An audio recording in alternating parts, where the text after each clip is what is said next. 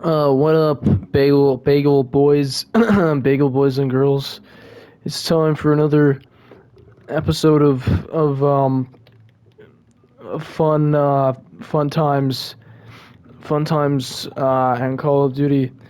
So this video is gonna be on chairs, and okay, guys. So what's the best chair you've ever sat in? Probably a really good one. Probably one with wheels. Probably one that made you feel good.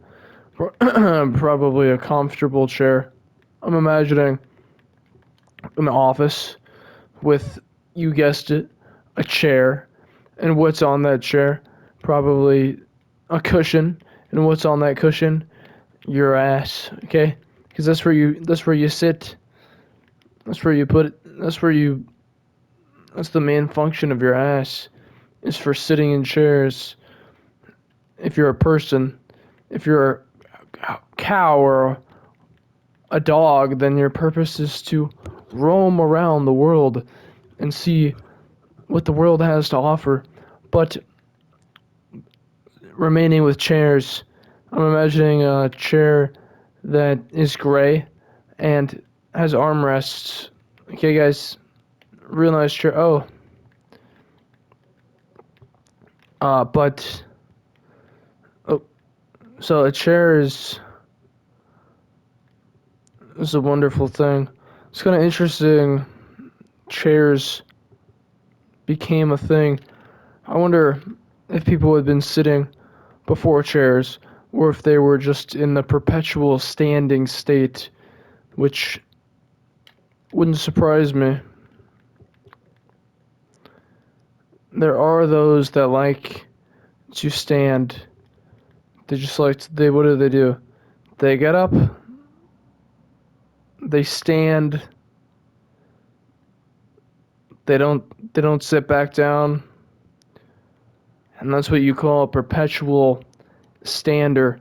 Now, how do you know if one of your friends is a perpetual stander? Well, you go into their house, you see, are there chairs? Okay, that's step one, okay? Are there chairs? Yes? Okay, they've passed the first test. Test two, look at the chair, examine it. Does it look like somebody's sat there? If yes, move on to step three. What's step three? You have to examine their rear and compare it to the outlines on their furniture. Now, this may be easier to do if your particular neighbor is of an average size or a very unique size. The more unique their size of body, the easier it's going to be to distinguish the seating markings indicating seat use. So if they're in a perpetual stand, this is simply something that you're not going to even have the ability to access or understand. Oh,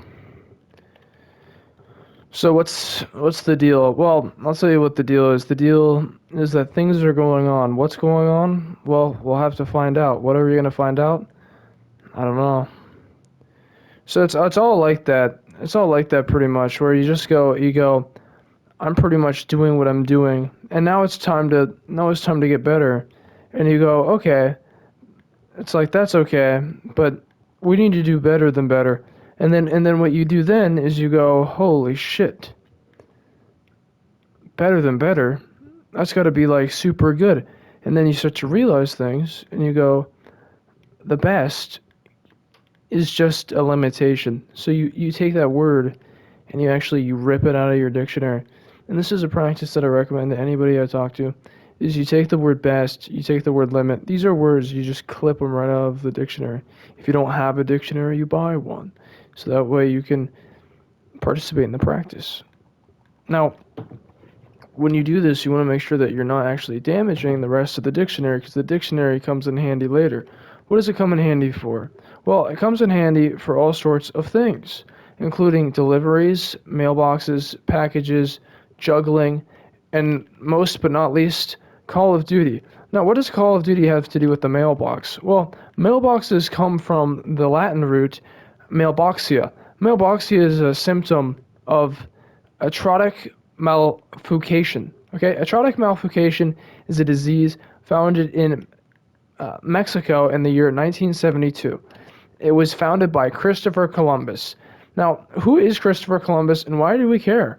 Well, Christopher Columbus came from Spain, Italy. He came from Italy. Well, how do I know he came from Italy? Because The Sopranos was a big supporter of Christopher Columbus because he's Italian. Okay, guys.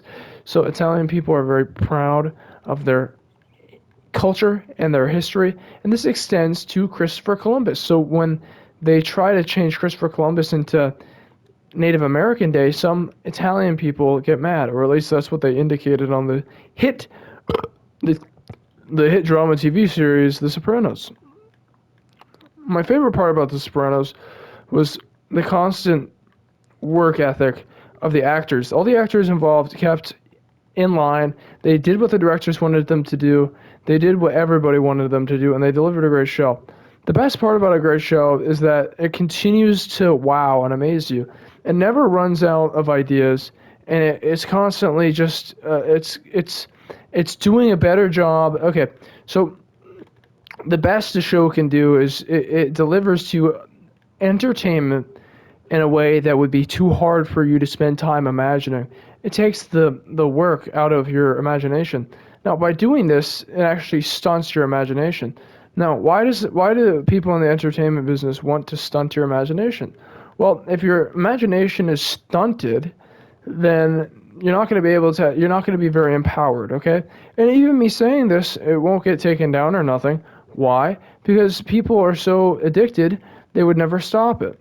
So even I, as I'm saying this, I'm listening to music. So it's one of those things where it's really, we're in a trap, okay? There's a show, a movie, a film called My Dinner with Andre or My Lunch with Andre or some shit. And they actually talk about the idea of like leaving society. They say, oh, New York is, there's a scene where they're like, oh, New York is kind of like a prison made of that the New Yorkers made for themselves. And the guy's like, here's an acorn. It's like your escape route. It's like it's your key. It's your only chance to have freedom. That's kind of like a Unabomber type idea. I don't know. It's all that alarmist shit. I think is kind of stupid. I will say, I think pretty much things are fine and things are always going to be fine. Now, why do I think this? Well, I don't know.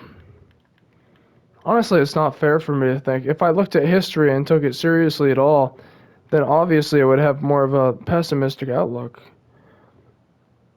But when it comes to the United States, I don't think there's ever been a time where we've really been harmed in the past like 150 years. So we have a hot streak going. I'm not afraid of it ending. Now, it is interesting to read the paper, and what you get is you get little snippets of information. I don't remember what the last thing I read was, where it was like a snippet of something that I was like clearly not what the mainstream was. Oh yeah, it was like they just like offhand. And this is why I think the newspaper is kind of like a secret divulging for those that can read, for the literate. So it's like there's not the Illuminati, but there's like the distinction between literate people and illiterate people. And literate people get to understand what's going on, and illiterate people just don't get anything. They just get to watch videos that make them dumber, that program them and take away their imagination. Whoa. I don't even know what I was talking about. I'm going to write it in my notes, though, actually. It's like the media stunts imagination, indoctrinates. Yeah, there you go. So that's pretty much the idea there. Now, is this indoctrinating this video that I'm making? Potentially, but hopefully not. What's the best thing that we can do now, going forward with the information we know now? Well, I think as anything goes, where you have information that you need to use and you want to utilize and you don't want to waste it, the best thing to do is to apply it immediately. Now, you can apply certain things right away. You don't have to wait. People make, I'm guilty of this at times. Certainly, anything I say advice-wise, I'm guilty of doing the opposite. I'm guilty of not following my advice. And there's plenty of people like that, and I'm certainly one of them. But as I was saying, if you wanna have a happy life, you're gonna have to eat vegetables. All right, thanks for watching.